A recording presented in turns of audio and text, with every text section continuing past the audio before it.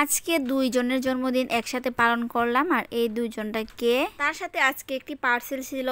তো পার্সেলটা কি ছিল সবটাই শেয়ার করব। আসসালামু আলাইকুম, সবার কি অবস্থা? আশা করি সবাই খুব বেশি ভালো আছেন। সকালবেলা আমার একসাথে সবগুলা কাজই পড়ে যায়, তো সবগুলা কাজই একে একে করতেছিলাম, সাথে বিছানাটা গুছাইতেছিলাম। অনেকদিন দেখা যায় আদিলের বাবাই বিছানাটা গুছান, তো আজকে আমি গুছাইতেছি, কারণ আমরা আজকে অনেক লেটে ঘুম থেকে উঠছি। এর মধ্যে আদিলের বাবা বের হয়ে গেছেন। আর সারাদিনে যে বিছানাটা কতবার গুছাইতে হয় তার তো হিসাব নাই। বড়জন থেকে ছোটজন আরো অনেক বেশি দুষ্ট। সারাদিন শেষে বিকালবেলা একটু বের হয়েছি আদিলকে নিয়ে, কারণ আদিলের চুলগুলো এখন অনেক বড় হয়ে গেছে, এবার কাটা দরকার। তারপর আদিলকে বললাম তোমার জন্য একটা সারপ্রাইজ আছে। তারপর আদিল বলল বলার জন্য, না হলে সে যাবে না। আমি তো বলিনি, সোজা তাকে নিয়ে চলে গেছি। তো চলে গেছিলাম লাইব্রেরিতে। হঠাৎ করে বাড়ি থেকে বের হওয়ার পর মনে হলো আদিলের একটা জ্যামিতি দরকার। সারপ্রাইজ দিতে গিয়ে তো আমি ফেসে গেলাম, তার তো কোনো বাহানার শেষই নেই।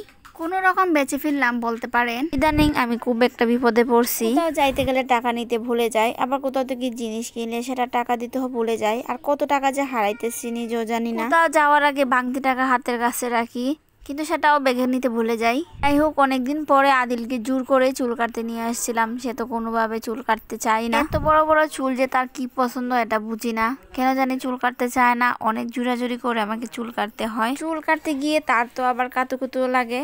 কি একটা যে অবস্থা, চুল কাটতে গিয়ে তো তার মনটা খুবই খারাপ। তারপর সে আইসক্রিমের দোকানে গিয়ে আমাকে ডাকতেছে আইসক্রিম দেওয়ার জন্য।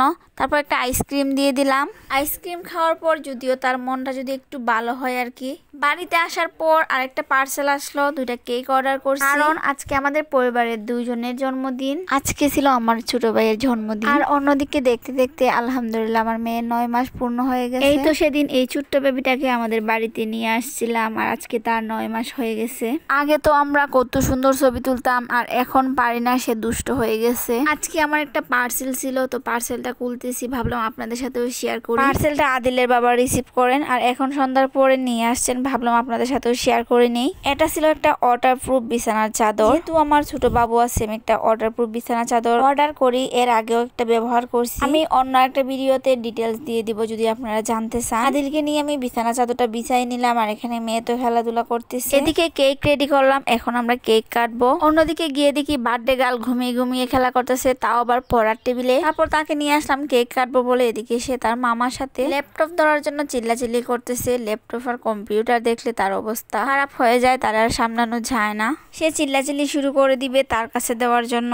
এবার মনে হইতেছে তারও একটা কম্পিউটার বা ল্যাপটপ কিনে দেওয়া দরকার। পাকা বুড়ি একটা আমার। কম্পিউটার নিয়ে তো আদিলের সাথে পুরাই ঝগড়া। অবশেষে কেকটা কাটা হলো। নতুন কোনো ভিডিওতে দেখা হবে। আজকে এই পর্যন্তই, সবাই ভালো থাকেন। আল্লাহ হাফেজ।